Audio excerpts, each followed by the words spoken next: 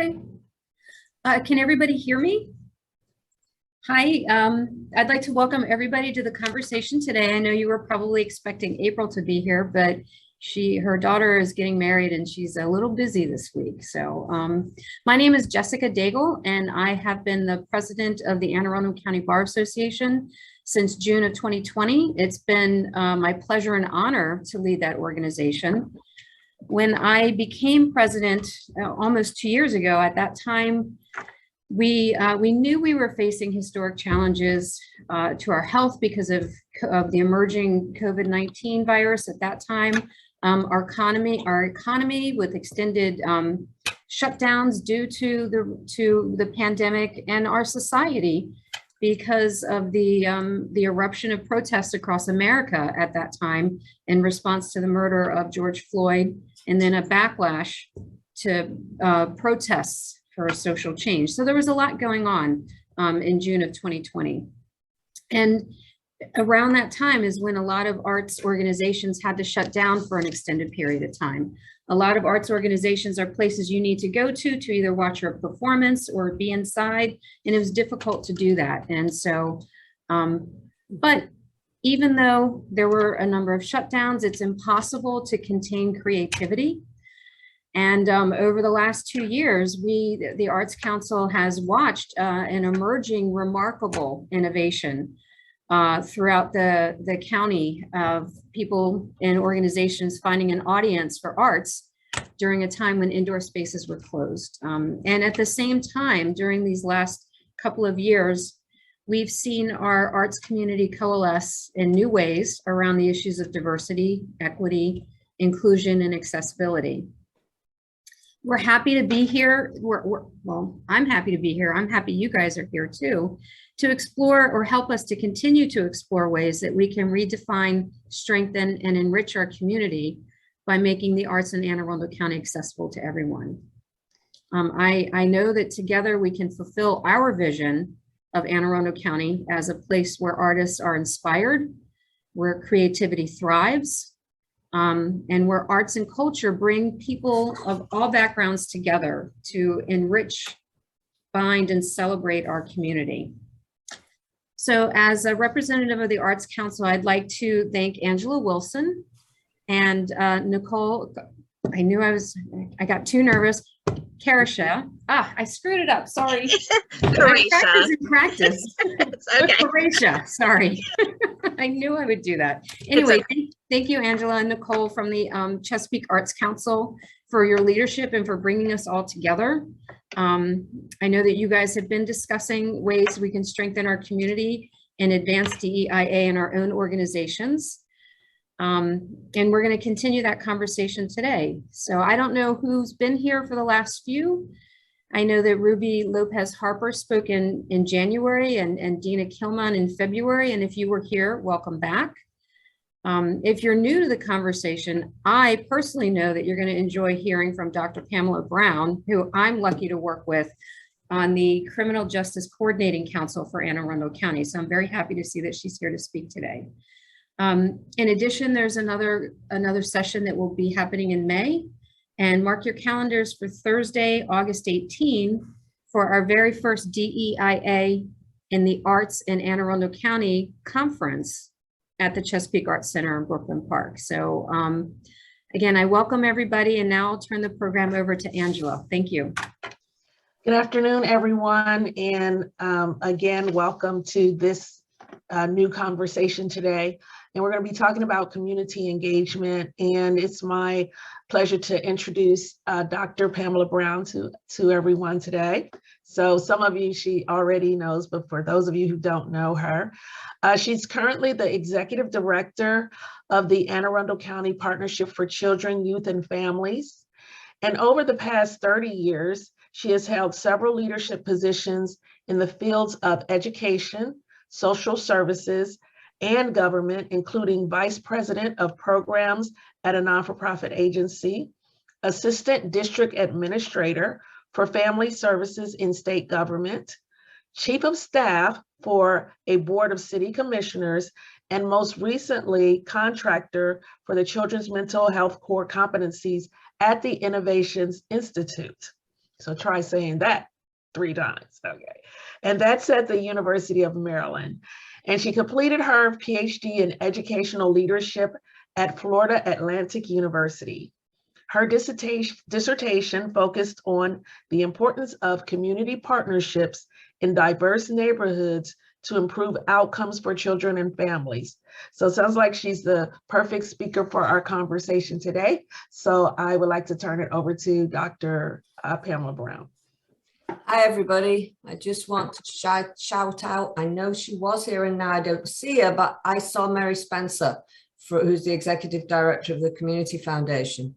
Most of the data I present this afternoon is always in collaboration with the Community Foundation, but I think that she left again. So Mary, wherever you are in the great universe, hi. So let me share my screen. What's going on here? There we go. I think that's the right one. Yeah, let me get to the beginning and all will be well. Slideshow. Okay, come on now. There we go. Great. So guys, I think before you can really think about community engagement, you've got to understand what our communities are within the county and what the data tells us. And that's what I'm going to talk about this afternoon. I'm really going to run through a lot of equity issues. And so I'm going to start by talking about where we are and how we're doing. As many of you know, we're a very wealthy county. And for most people, we're doing extremely well. We've got water surrounding us. We've got low poverty rates. We have a lot of things that are beguiling for most folk. We've got 2 beautiful arts centers, the Chesapeake Arts and Maryland down in Annapolis. So very lucky to live where we live. If we look at our population demographics, we will know that the white population is shrinking, that the African-American population is growing. The Hispanic Latinx population is growing exponentially. They're at 73% now. But interestingly enough, and this is the most recent demographic data for the county, we're also becoming multicultural generally. So we're seeing immigrants from other countries besides our usual group coming into the county. And I actually think that that's delightful because it gives us a much more multicultural flavor. Our household incomes are generally brilliant. We are usually around, the average is around 103,000. The thing that I always look at is the differences. So while it sounds good that we've got this 103,000 as a median income, when you start looking at where it falls and how it's changing, that's not exactly good news. So we have probably around 30,000 people who make less than $25,000 a year. That's a lot of people. That is coming down since 2016, but not fast enough. The big rise is those who are making $200,000 and more. So you can see that's up by 47%. And whereas those of you who are making that amount might think, yay, it's actually not good economically. We really don't need to see these gaps between the rich and the poor for any reason economically. And these are the most recent 2020 estimates.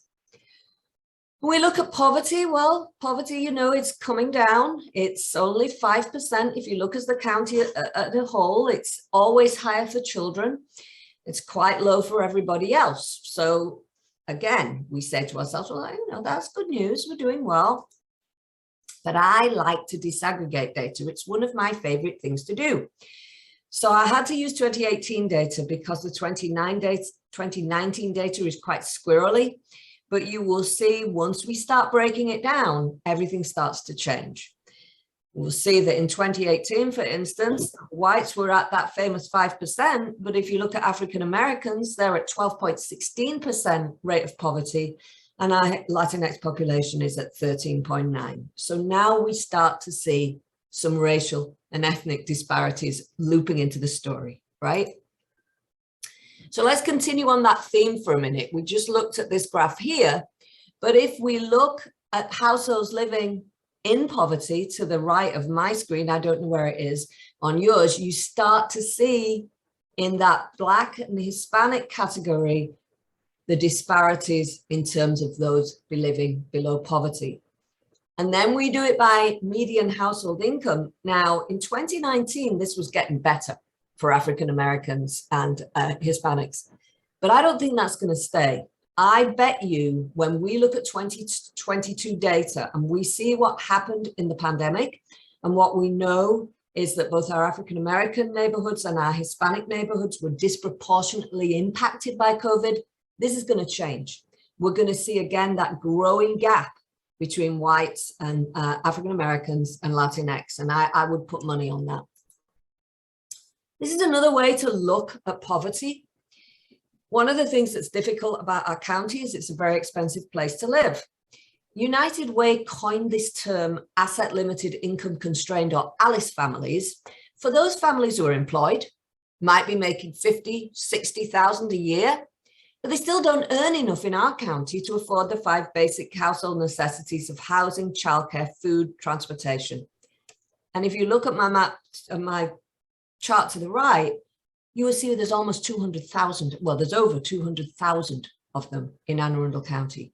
So over a third of our 600,000 population actually really struggles to meet basic household needs. So now suddenly everything's beginning to change, right? Now suddenly we're not this gorgeous county that I showed right at the beginning of this presentation. So let's look at living wage calculations. This is something clever that MIT does for every county in the nation. You can plug your county in and they will tell you what a living wage is, what a poverty wage is, and what the minimum wage is. Now, this is wrong. The minimum wage now is about $12.35 in Maryland. But if you see the living wage for 2 adults with 1 working, you've got to be making $37 an hour. Certainly not anywhere near the $20 an hour or the minimum wage that we see now. And then if we look at expenses in Anne Arundel County, so now we're looking at a whole other thing, you know, what did it cost for food, childcare, etc. If you've got 1 adult or 2 adults or 2 adults both working, look what happens when you look at 2 adults both working with 1 child when they've paid everything, including the annual taxes. They have to have an income of $76,841. Well, what we know is we have at least 50,000 people who are earning less than $50,000 in the county. And now we look at what people earn in the county. And I'm always very embarrassed by this because who's the top of the hit parade? I consider myself management. And there we are, $122,000 a year. But then we look at the people who we really need, the people who do the food preparation, maintenance, administrative support, forestry, construction. Look at their salaries. Look at transportation salaries, $33,000, $41,000. And I will just tell you to remember that you need to make $76,000 or so to live in this county. And then think about what a teacher makes, what a nurse makes. And then we got baked in inequities. So let's not just talk about what is, but what is historical. If you look at home ownership, for instance, by race and ethnicity, this is always appalling to me. Whites, 80% of whites own their own house, 54% of African Americans, and 49% of Hispanics. Some of this comes from historical racist policies like redlining that created red lines around areas of counties across the nation. And they were federal discriminatory practices. Of course, they're not now, but what they did was create a history of redlining. So interestingly enough, and I don't have this on slides yet, if you match things like food deserts, infant mortality, all sorts of things to redlining, you'll find it all matches up, right? Makes sense. So just another quick way to look at all this. People on food stamps and SNAP benefits or SNAP benefits often work. They work for a living. What we know is that African Americans and Latinx have a much lower standard of income than whites. And of course, consequently, they're eligible for benefits. And then you see this discrepancy between the amount of African Americans who are receiving benefits and the amount of Hispanics and the amount of whites. And we will see the average income for those folk, they're working, is $45,000. That's 2019 estimates. And we have 11,000 households who receive SNAP benefits. Look quickly at homelessness. We have a real issue around homelessness in Anne Arundel County. We have probably, I don't know, maybe 2,000 homeless people on any given night. The numbers are very difficult to count because we don't, I'm just to tell you, we don't count them well. Homeless families are the hidden homeless because many of them don't want you to know that they're homeless. Many of them live in cars, they may be doubled up. We've got a whole load of them in hotels. A lot of adults with chronic behavioral health and medical conditions are homeless, 1,500 on any given evening. We've got 150 to 400 unaccompanied homeless youth on any given night. They are youth without parents who are homeless, seniors who are homeless. So again, lots of issues around homelessness in the county. And then we just break it up a little bit and we will see that the senior number for homelessness is up in 2021 as it is for unaccompanied youth. The only number that's dropping are the chronically homeless who tend to be single adults. The others, including families, are all on the upward trend. Now we start looking at COVID and racial and ethnic disparities. And if you haven't seen this, it always really shocks me. You don't really need to look at all the data. I think that one of the most important things to think about is that African Americans were 17% of the population. They had 27% of the deaths and 22% of the cases. And for the Hispanics, they only had 5% of the deaths. They had 18% of the cases.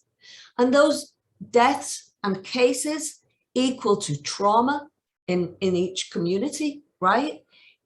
Loss of income, mourning, terrible mental health issues. So now we can start thinking about the last 3 years in terms of disparity in both trauma and impact for COVID. The other thing we can look at is what we call the social determinants of health. And people talk about this all the time, and I'm not sure that anybody really ever bothers to sit down and explain it. What we're talking about when we're talking about social determinants is the conditions where people live, where they learn, and where they work. All of those things will impact how healthy you are.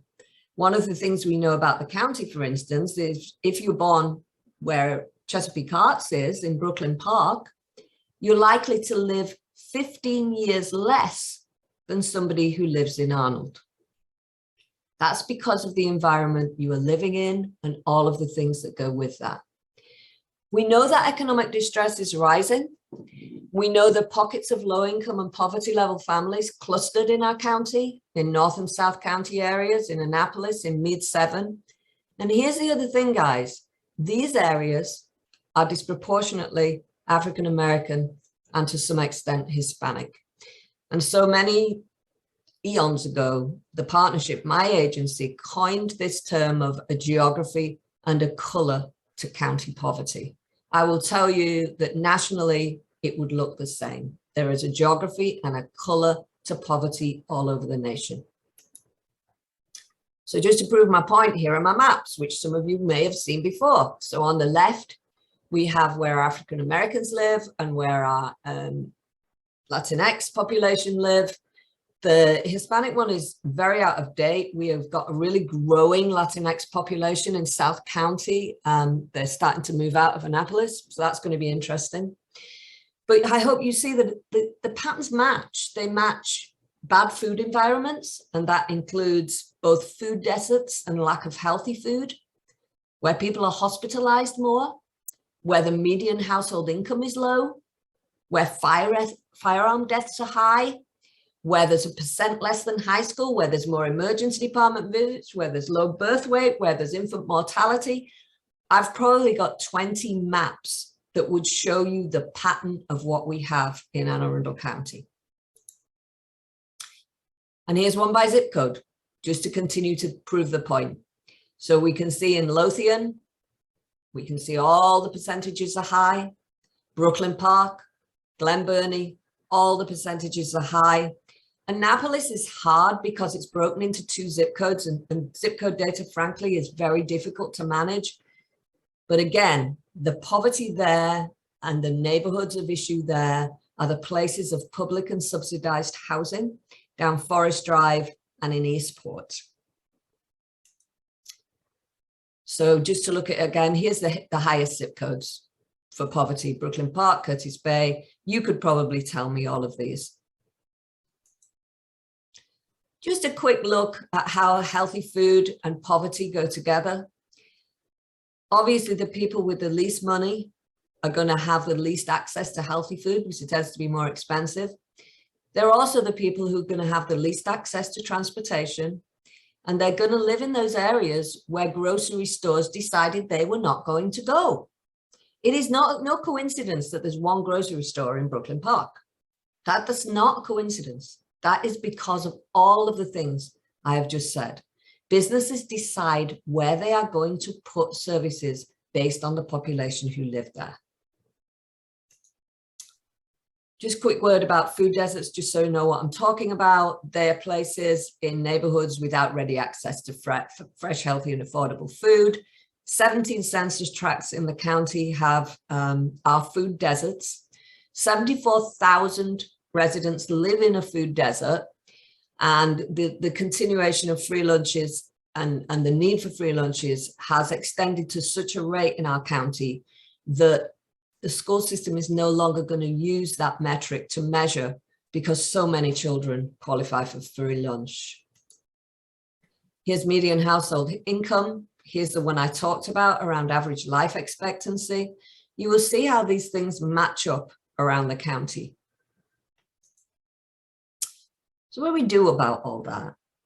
And I think what's important about this, and especially talking to an arts coalition here, no one system can fix this on their own.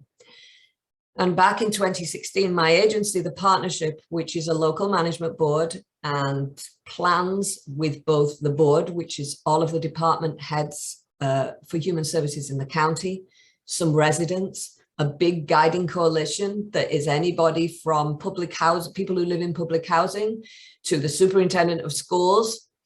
All of this is led by our county executive. When he said the best place for all, I was delighted because clearly Anne Arundel County is not the best place for all. And so it's very good that the county executive is working on that along with us. But we used what we call a collective impact model, which is an academic term, but what it really means is everybody working together to fix some of these issues. And because we had by now figured out through all my maps and through all of the data where the main issues in the county were, we started to focus down on them. And we used a model called Communities of Hope. So Communities of Hope is a term coined by Casey Family Programs to talk about areas where all the social determinants are rising, right? Where everything is going wrong in those counties, in those areas. In our county, it's Brooklyn Park and the 2 zip codes in Glen Burnie. So that's the North County Community of Hope. In West County, it's very much Severn and Meade. In Annapolis, it's our areas of public and subsidized housing. And in South counties, it's our very rural areas where there are mobile home parks in Lothian and to some extent Deal. And we created a whole set of agenda around setting up our communities of hope. So what do we know about our children and families living in our communities of hope? I'm just going to go through this one more time. We know they're disproportionately African-American and some now are growing Hispanic. We know there are low income, very low income, and people living in poverty. We know they're impacted by adverse community environments. So I know probably some of you have heard people talk about ACEs, which are adverse childhood experiences. They are the trauma that children struggle with as children that they take into adulthood and impact them all their life.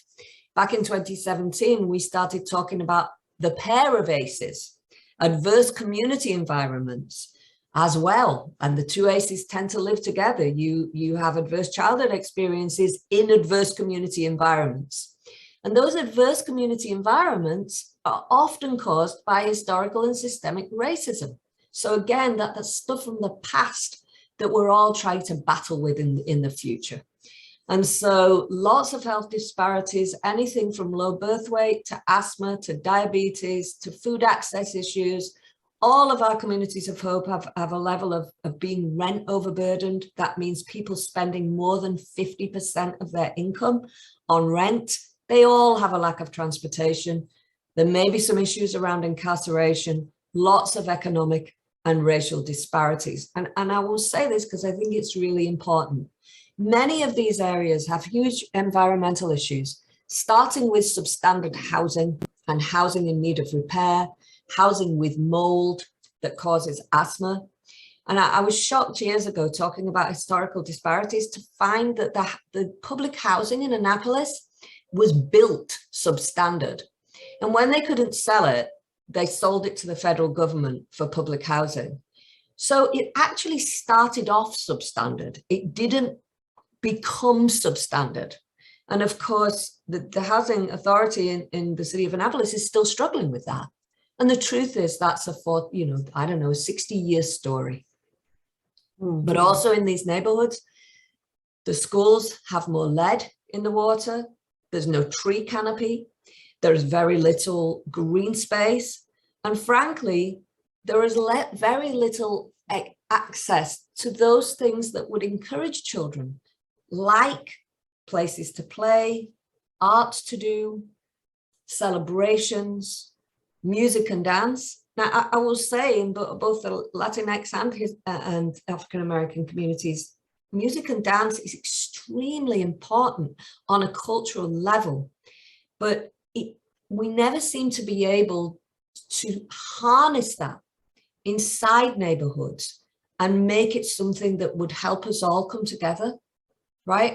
I think one of the things we're all struggling with is in 2022 is that we learned an awful lot in 2020 and 2021 about disparities. The question is now, how do we reach out to the people in the neighborhoods who have most suffered from all of this over all of the years, build trust and use mechanisms to bring us together? And I will tell you that those who talk about adverse childhood experiences and the trauma of adverse childhood experiences talk an awful lot about the healing power of the arts.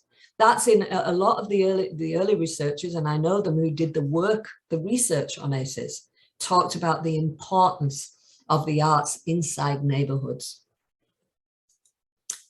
So just some more, just to back up what I've been talking about, just so you know I'm not making it up. Here's some stuff on low birth weight by race and ethnicity. You can see that the African-American low birth weight rate is much higher. The white rate is at 6.6. The Hispanic rate is actually a little lower. And now let's talk about readiness for kindergarten. One of the things that happen to the children who live in our neighborhoods is that they are generally not ready for school. And so there's a test when children are 5 to see if they are both intellectually and socially and emotionally ready for kindergarten. It's called, guess what? The Kindergarten Readiness Assessment. And I've been tracking that back since 2010, and we still see the same things when we disaggregate the data. Whites are at 55%, African-Americans 34%, Hispanics 28%. I've just got the new data for 2021, it's worse. African-Americans are at 27% or maybe 26%, dropped. And the worst one is Latinx, and that's at 19% now. I believe that that is directly related to all of the things that happened disproportionately during the pandemic. So lots of work to do, because what we do know about our children is when they enter school not ready, that gap doesn't shrink. That gap becomes the gap that widens, that we now talk about as the opportunity gap going further. And just another look at health insurance. We've just been talking about this in our Hispanic needs group. You will see that African Americans are twice as likely to be uninsured. and Latinx about 4 times as likely to be uninsured. These numbers would look way worse if we weren't a Medicaid enhancement state. The fact is that we are very lucky in Maryland that we can actually bill Medicaid for a lot of services. If that wasn't so, these numbers would look appalling. So here's just a quick look at the achievement gap in our scores. This is going to look very bad in 2021. I keep asking for the figures, I don't have them, but learning loss, and that's a new term, the learning loss of the pandemic, although it has impacted all children, it has impacted African-American and Hispanic children much more. So these are 29 figures. I hope you can see the gap. The top one is English language. I have to say, no one's doing particularly well, right? Because the average is 51 and whites are at 63. But you look at African-Americans at 5th grade, 31% proficient, and actually lower than Hispanics at 36. And then you look at math, even worse. I mean, whites are 48, but African-Americans at 16% proficient, and Latinx at 21.7%. So these were the 2019 data. This comes from Maryland report card. And I promise you guys, when we see 2021, it's going to look way worse. Just more, these are 8th grade. You will see the same thing for 8th grade. It really isn't any better. We'll see overall for the, well, actually all the scores have gone down, but you could see for English language and arts, it's at 48 overall. You see African-Americans have dropped now. As I said, that gap widens as we go up the grades. It doesn't get less. Latinx have dropped. And if you look at the appalling scores for 8th grade math, you will see that, you know, we're again doing very, very badly. Now, we can argue about the MCAP and how it is scored. Everybody has a lot of issues with the test, and clearly no one's doing very well on it. But obviously, no one can argue with the disparities, and it's right there. So we don't talk about the achievement gap anymore because we don't want anybody to think this has got anything to do with the potential to achieve. What it is to do with is a lack of opportunity to achieve. And that lack of opportunity bedevils our African-American and Latinx population through life. Here are chronic absences by race and ethnicity, and you will see again the differences in race and ethnicity. One of the weird things about this, and I had to ask our Latinx friends what was going on.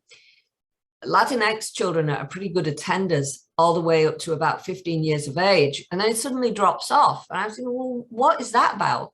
And what it's actually about is that Latinx children are expected to go to work to help support the family. And if you look at all of the data that I've shown you, you can understand why. Many of those children would like to finish school. We've just been talking about that. They don't get to finish school because they have to keep the family afloat. Here's discipline. Of course, you see terrible disparities in referrals. This is elementary, guys. I'm not looking at old kids here. These are elementary school referrals and suspensions. Remember that African Americans, I think, last time I looked, they were 21% of the school population, and Hispanics now are around, I think they're 18%. It's really growing. And then look at the disparities in referrals. You know, you've got whites for 2019 were around 2,000, but they are, you know, 70–60% of the population. And you see the African Americans at 3,481 referrals. And you look at suspensions, and they're almost double for African Americans. Now, we can all think about what's going on there. Look at arrests. You will see, oh, here's my percentages. Thank you, Pam, for doing this. You will see actually whites are 51.6 of the population, and they had 103 school arrests. African Americans, 21% of the population, 193 arrests, and Hispanics at 45 arrests. So again, amazing disparities that don't just impact the children then, but that is something that will impact them all the way through their life. And when we talk about the school to prison pipeline, this is where it starts. It starts in elementary school. These are youth employment rates by race and ethnicity. You're going to be able to see that African Americans are around twice the rate of unemployment, last figures that I got. That's a really interesting statistic. There has been loads of research on what happens to African American young people when they go for interviews with exactly the same qualifications and almost the identical answer to questions. They are so much less likely to get the job. And you can see it later in the figures around unemployment. And finally, because it always feels like a really important thing to talk about, although I don't have prison population by county, this is by state. And I just want you to look at the inmate population. And you will see that the very big piece is 72% African American in our prison population and 26% white. And much the same sort of figures for community supervision. And we have to look at that, guys, and talk about all of the things that happened right at the beginning, the neighborhoods that children live in, the health disparities, the various economic disparities, the disparities in the school system, the lack of opportunity, the represented in the disciplinary measures. And then finally, we look at this. And frankly, I have never been anything but, and I have looked at this slide 100 times. And when I look at it, I still am absolutely stunned. It's just stunning. It is stunning. So I know this has been a lot of information and it must seem strange to people who are basically focused on the arts, but I think we all need to understand this. No matter where we are trying to intervene and trying to make a more just and equal society, I work a lot with people who work inside the environment, and I hold them responsible for helping me to fix this, whether it's by planting trees or community gardens, or fixing the lead in the water. We all have a piece in this. And I think the arts sector has the same responsibility. You know, we have some wonderful magnet arts programs in our school system, but the children who need them are not in them. I'm just saying that out loud. We have some wonderful arts after school, but some of the time our children are not in them. We have one really wonderful neighborhood arts program.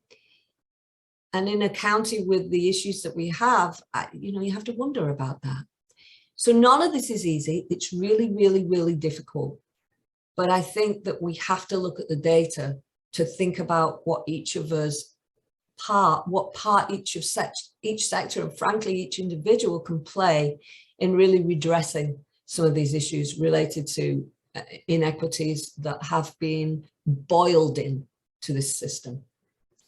And I will end there. I would say that all of our communities of hope, which I didn't talk a lot about, are open to anybody to join. They are large groups of stakeholders that meet in each neighborhood, try to get residents involved, certainly have a lot of agencies represented. The school system is there, all trying to work together at the sort of strategies and dollars and programming that needs to occur in each of those neighborhoods to lift those neighborhoods up. When we first started, we were looking very into each neighborhood and taking a very individual approach to each neighborhood. Quite recently, I've realized that we can use this data for large county-wide issues and then drop strategies down in each of our communities of hope. And I'm about to start a large initiative around early childhood education, quality education for low-income children. And we're going to use the community of hope structure to figure out where to put both quality childcare and quality childhood education to start sort of digging away at that early stage where things start to go wrong for our children, that 0 to 5 that makes them unready for school. And I will finish there. I'm happy to talk. If you want to join our Communities of Hope, Myzetta Wilson is our Communities of Hope Director. If you've got questions, we can talk now. You can email me at any time. If you want data, I have it. If you need things to drop into grants, I have it. And I will finish there. Thank you very much for listening. And I'll stop sharing my screen if I can find my cursor. There we go. Thank you, Dr. Brown. That was amazing. I know I have personally been following a lot of your work for a while, and it definitely does help to understand about programming, and when it does come to grants, knowing what we need to do. Does anyone have any questions for Dr. Brown? You can raise your hand or put it in chat and I can call your name. So while you're thinking, I see Mary's back. I tried to recognize you, Mary, and you disappeared. I disappeared for just a moment. I'm sorry. But thank you for continuing to share this information to so many of our nonprofit groups. It's helpful for us all to be on the same page. So Mary and I are starting to put the touches to Poverty Amidst Plenty version 7, right, Mary? Yep. Some of the data is already updated, but there's some more to go. I'm still doing focus groups around where we are as a county post-pandemic. So it should be a reasonably interesting read and hopefully very useful for grants. We're thinking September, right, Mary? It'll get published? Yep, that's our hope. Well, there we go. I've stunned you into silence. I love it. Yep. Jessica had to leave, but she did have one question. She just wanted to verify that all the numbers that you were showing included the city of Annapolis. They do. Okay, great. I have Donna Anderson, my boss. I love saying that. Thanks for calling on me, Nicole. You're welcome. I saw your hand this time. I know, right? Yeah, I guess maybe just more of a comment. First of all, Dr. Brown, thank you so much. I can tell you, I think I probably speak for other people that I know I've used your work and the Poverty Amidst Plenty report, like just continuously. It's on my shelf, highlighted with stickies and so forth. And I've used it in grant applications for probably, I don't know, 5, 7, 8 years, something like that. So thank you, because it's really helpful. Again, because one of the things we always have to do in grant proposals is underscore need. And I know just for Chesapeake Arts Center, most of the opportunities that we provide for after school, out of school programs for kids, especially in our community, which, as you mentioned, is really underserved and poverty stricken, it comes from grant funding. And so I think one of our continual challenges is just finding those grant opportunities and looking for funding that's not only just kind of earmarked for scholarship, but just for programmatic expansion, growth, development, responding to needs. And so that's just something that I think we collectively, I'm sure, as arts organizations are just always looking for. And so really just more like a comment. It's just one of those things that, especially as we come out of the pandemic, I think one of our challenges as arts organizations is there is so much emergency funding to help the arts survive. And I know I've talked about this with a couple of other nonprofit leaders and arts leaders, that as we head into kind of fiscal year 23 and 24 and the emergency funding that many of us relied on to fill some of those funding gaps are going to go away. And so we're back to, again, how do we continue to find money to operate and then to innovate and expand programming to serve those who are most in need. So I think that's just one of our challenges, again, for CAC and for collectively organizations to,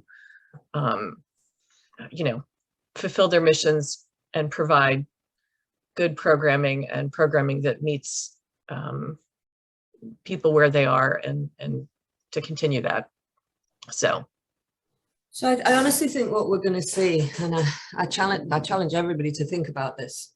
Weirdly enough, yesterday, I was invited to present virtually to the White House about the work we do in Anne Arundel County. I know that must sound like ridiculous, but it's true. And I got to talk to all of these very big wiggy department heady federal people who were in charge of all the money. And it became clear to me as I presented and then we had lots of conversation that they are really interested in this whole notion of social determinants of health and really bringing everybody together in a much more collaborative way. And we were talking about non-traditional partners. And some of what I now consider to be non-traditional partners, but I hope will become traditional partners. I'm doing a lot of work now with environmental planners, doing a lot of work with our transportation people.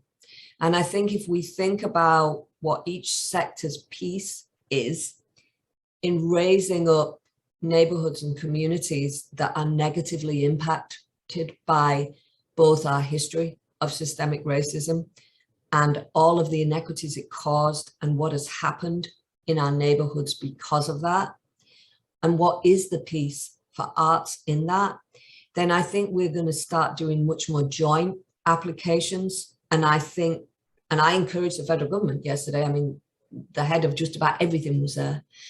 And I encouraged them to A, give us more flexibility in how we use funding, but B, require collaboration, and then look at what is happening well locally and don't always roll the money through the state. Because what tends to happen when it gets rolled through the state is it becomes a second level of bureaucracy, right? So you're managing both the federal requirements, the state's requirements, and all of the other stuff.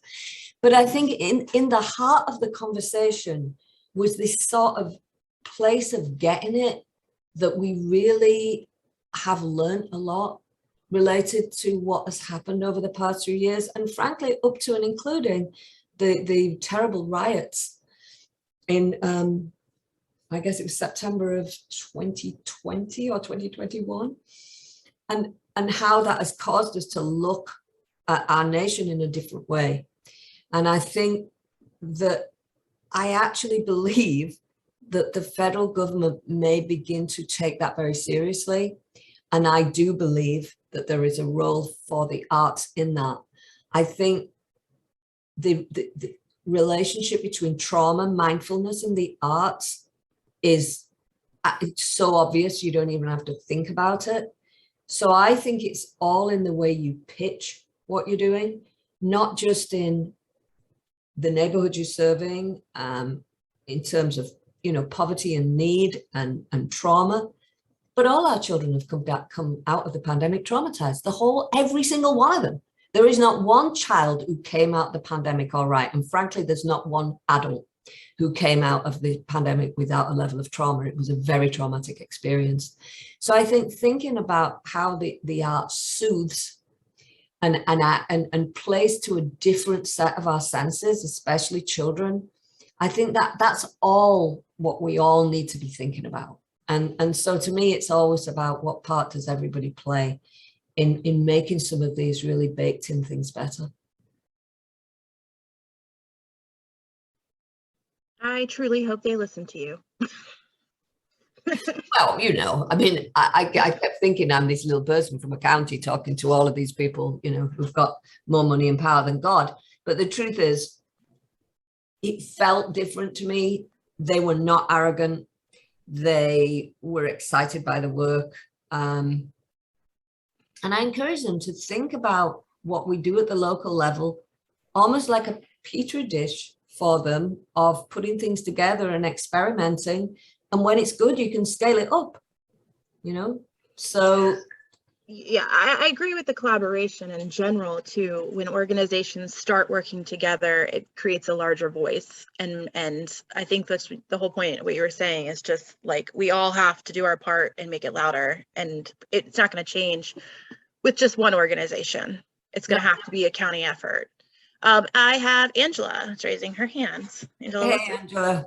Hey, hello. I truly, truly appreciate everything that you went over. And I too use the poverty miscibility document as well when doing grant applications. But this is kind of piggybacking off of what Nicole said about the collaboration and what you said about working together collectively. It is, I think that for me, this made me think about even being more laser focused on certain things.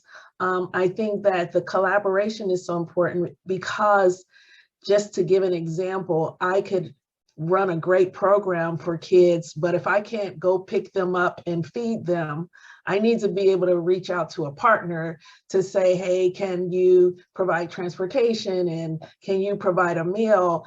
And, you know, really work together to be really holistic about some of the things that we want to do, because I think that sometimes because we don't have the resources to do the, you know, do it in a more in a holistic way, maybe we limit ourselves. So that is the purpose of even starting these conversations and coming together to say, hey, let's be partners.